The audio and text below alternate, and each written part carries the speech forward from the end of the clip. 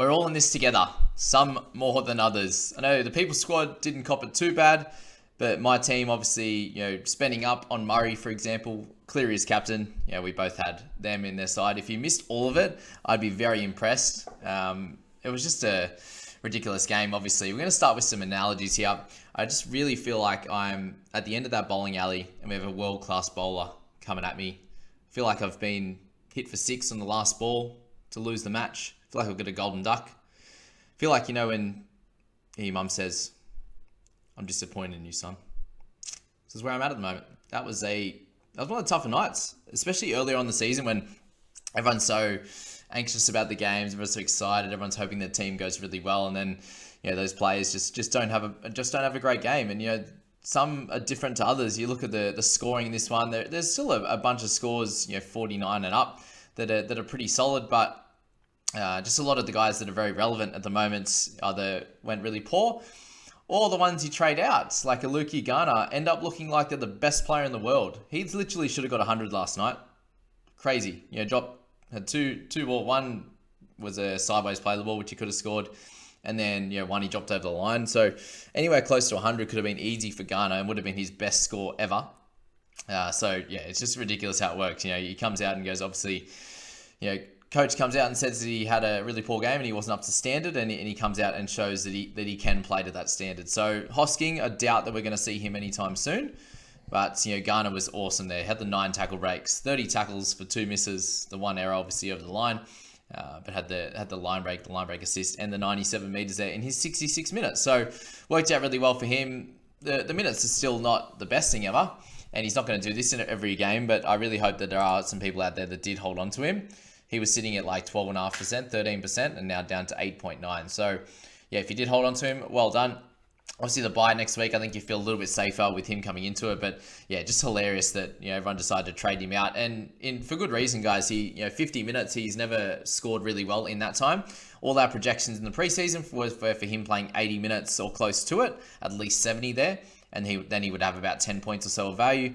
And, this year come out with the 50 minutes, and it just didn't work out for him. In that first game, he played really poor. Played really poor in the trials, so it was absolutely fair to trade him out. If you held him, great. If you traded him out, it's just an unfortunate situation there. Very much the same with what Brandon Smith could come out this week. There's a chance that he doesn't play. If you're looking at NL Physio's Patreon there's a good chance that he doesn't even show up for this one, but he might have to just with how many injuries they have. So even if he does play, what's his output going to be like? We're not exactly sure, but there's every chance that he can come out and just score a try and dominate as well. So it shows that sometimes your trades don't work out initially in that first week, but over the long term, they should come out that way if they're still not getting the minutes or the role that you thought they would. So Garner, a great game for him. Isaiah, the stalwart in there, just the nice 57 in base, did everything he needs to do, and it's great to have someone that just gets to 60 every week.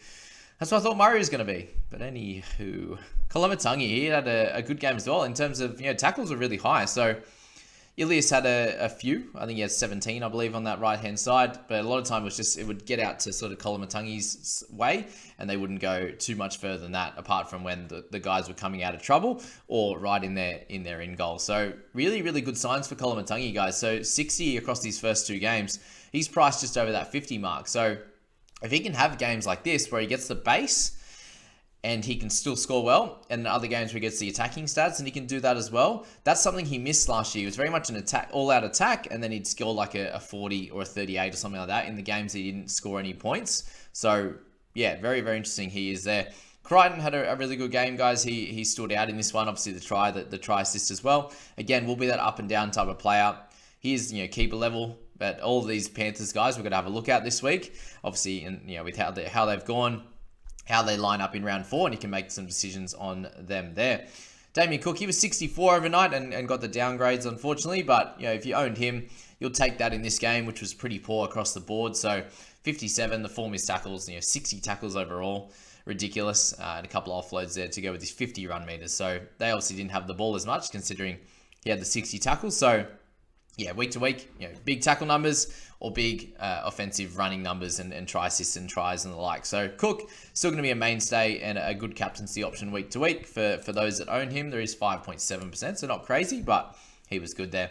Fisher Harris, a much improved game for him. He had a few runs there where he really took it to the line and got an extra 10 meters in a few of those, which was great. Those post contacts, but again, not super relevant.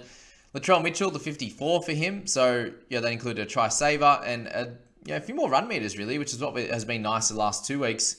He had the 3 offloads, the turnover tackle in there, so there's a bit going on to go along with his 6 tackle breaks, the goal kicking and everything like that. So if he can get involved a little bit more on the running of the ball side, then he's going to be even more valuable, I think, than last year. He could average at 55 to 60, and this was good signs.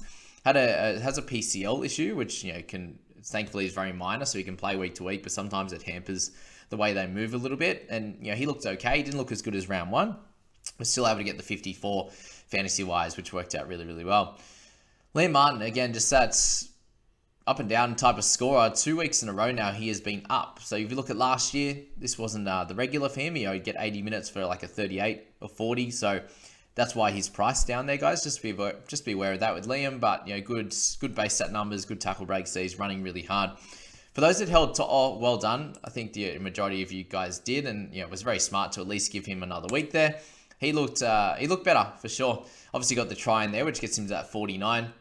And that starts that will start to bring his price rises and start building them, which is going to be good. At 554, anywhere around that 50 mark week to week, he's going to make plenty of cash and do a good job for you there. So the 170 meters we're really happy with to go along with 13 tackles, which is incredible on the wing for 1 miss. It's very, very unexpected with the turnover tackle as well.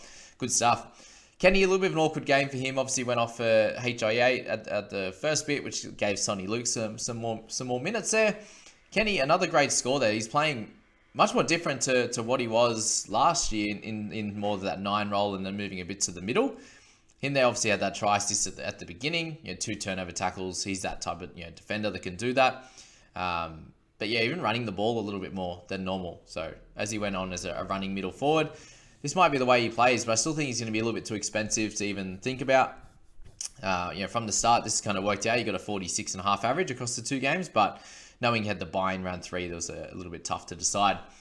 Cam Murray, he ended up playing about 58, 57 minutes. I think he came on and they scored again in that time. So just really didn't get to do a lot for him. Had the 4 missed tackles. One of them was just like, they just ran up and then he went, I don't want to run at those guys, and just palmed him off. They did that to Ilias as well. They just literally did this and put a hand on him, and that's apparently a missed tackle when they don't even attempt to tackle him. It's annoying, but it is what it is. Murray, plenty of work, obviously 40 tackles and 133 meters, so 53 in base there. But the minutes is not what we expected. They obviously needed him to play bigger minutes. A few people saying he might have been, had a bit of a back issue potentially as to why he didn't play the huge minutes, but not what we needed. We needed him to be, in 59 minutes, 58 minutes, we needed him to be super clean in the negatives, and obviously a penalty and an error in there as well. It wasn't ideal. Neg 12 there. Murray. This saddens me, this one. I just all preseason was just like Carrigan. And then you look at the bench in round 1 and you go, these guys are not going to play big minutes off the bench. Murray's going to have to play massive minutes in both of them. And first one was fine, second one, not so much. So sometimes you just got to take these L's apparently. And then Carrigan, watch him come out and get a 60 again this week and just destroy us. But it's obviously not panic stations for the squads. Like I say, it's one of the worst ones in a while. It's just if you had sort of 4 of them that are 20, 30 points under their break even, or under their, where they're priced at or where they should be scoring, it's obviously not ideal. And Cam Murray is one of them. You're looking for him to score mid-60s every week. And at that price point, same with guys like Damien Cook, same with Cleary, for example. So, it's very much not ideal at all. We got Dill Edwards there, the 45s. He was really solid again, 150 meters, 7 kick defusals, 9 tackle breaks. So he was solid as always. Isaiah Tass with that weird try that, so with a good try at the end, just to finish it off. But his base stats are really, really cool, guys. 12 tackles, 0 misses, 170 meters there, and no negatives apart from the 1 penalty. So great news. I think, as I said, he's going to be a keeper this year. Was one I was tempted to start with and did not in the end. So again, another miss. There's those one-for-one decisions, guys, that can change your team.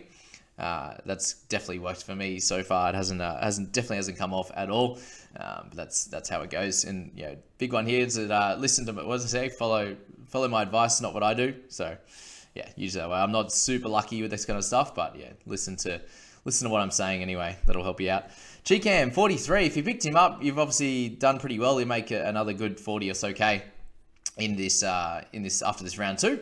And so strange. Like, he's never done this in his career, and then he comes out and hits sort of a 47 and 48 and a 43 in the first 2 weeks. Is just ridiculous. So well done to him. Really limited-ish on the negative side, just neg 10 for an 80-minute performance. He did really well, and we'll find out when Arrow's coming back. But if you picked him up this week, which a few did, he's up to 5% now. You got rewarded, that's for sure. Well done. Shaq Mitchell, how good's he been? 51 minutes. Again, like, where's the 51? Where's this coming from? Why is he almost playing as many minutes as Murray?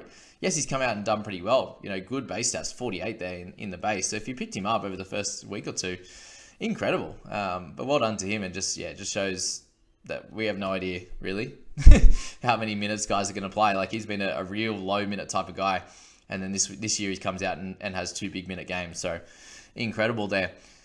Cleary, what do we say here? Looked very passive even before he got injured, and then obviously had the ankle sprain near the end of that first half, and then played the rest of it, but was obviously a little bit hampered, and you can see him just sort of struggling a little bit, so he's not going to be back and forth. But running to the line, he's kind of running into the line and passing the majority of the time, which is good. But how often do you see him over the years just run to the line every second or third time? He does a big step back on the inside or skips away and pokes his head through the gap and gets a tackle break or gets some offloads and stuff like that.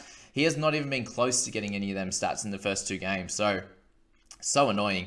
When you look at him, he had a clean preseason. Like the year before, he was coming off a big shoulder injury and came in and did well. The years before that, he's been very clean, and this time he comes in that way and just still ends up poor. So what you do with him over the next few weeks is going to be interesting. We need to find out some more news on the ankle and if it's actually okay. Most likely should be fine, but maybe it's one of those ones where you can't really damage it too much more, and they just decide to play him and try and get this win, and then they're going to make their decision on him over the week. But hopefully we find out some more news. Obviously, with the bye next week isn't ideal. He's going to lose some cash. Probably about 30 or 40K, I'd imagine, this week with that score. And you should most likely be holding him, guys, but I can understand why people would look to move him on. He definitely doesn't look as good as previous years. Run meters very much down, 65 in this one. It was kind of saved by his kick meters, to be honest with you. That was really it that kind of got him to that 41. So him as captain, not good at all. Johnson with his token try. Cody Walker, it was very interesting how they played this, guys. They looked pretty solid. Some big long kicks from Ilias in that first half, and then in the first sort of 15-20 minutes, and then they decided to go left and Walker to kick in that situation, like a lot of kicks from halfway, which just ended up in poor spots. So they'd run on the last and just ended their set sort of 30, 40 meters out, 20 meters out when there was kind of nothing going on. It just didn't seem like it worked that well, to be honest with you. They looked very clunky as well. So did Cleary, for example, there, but yeah, it would have. I think they're better off with Ilias going the longer ones. I did pick up Ilias this week, obviously. But was watching that pretty closely as to how that worked, and he had some really nice big bombs. Like, a lot of the time they just kind of pop it up, those shorter mid-range ones. But Ilias was giving him a good whack, and very lucky. Johnson was mainly kicking to Johnson, and he's obviously very safe under the high ball. But other guys there, we saw what happened with Ilias not kicking to Johnson. Ilias kicking him to Taruva, and he was actually really solid on that left wing there. But yeah, interesting as to how they played that one. I think they looked a lot better when they were going that way. Luai got his 36, Leota with 36 there. Tommy, congrats to him. I think he's 4th overall now in total games for the Buns, which was very, very cool. Isaac Tungo there with the try. So that was the awkward one I was talking about, guys. Just obviously Garner dropped it, actually knocked it on out the back, which they decided to play on, even had a look at it and still called it a backwards ball. So yeah, annoying for the South fans. It was a big moment just before halftime when you're having a solid first half. But yeah, Tungo there, he'll be again a little bit up and down just to start the year with Panthers being a little bit clunky. But his base stats are pretty solid, guys. 14 tackles, the 3 misses tonight, not good. But the 144 meters was solid there for sure. That side will get better and better across the year as they start to get on a bit of a roll. They did look a lot better this game, but they'll have big improvements from here. Taruva, lots of run meters, guys. 200 there. He should drop a little bit in price over the next few weeks. Not too much, but potentially he's an option at some point if he gets a chance to play fullback or something like that. But yeah, not on the wing, I don't think, at the moment. Only the 2 tackle breaks there. Ilias, so 26 for him. He was, looking really good the first sort of 15, 20 minutes. They were using him, as I said, for a lot of the kicking.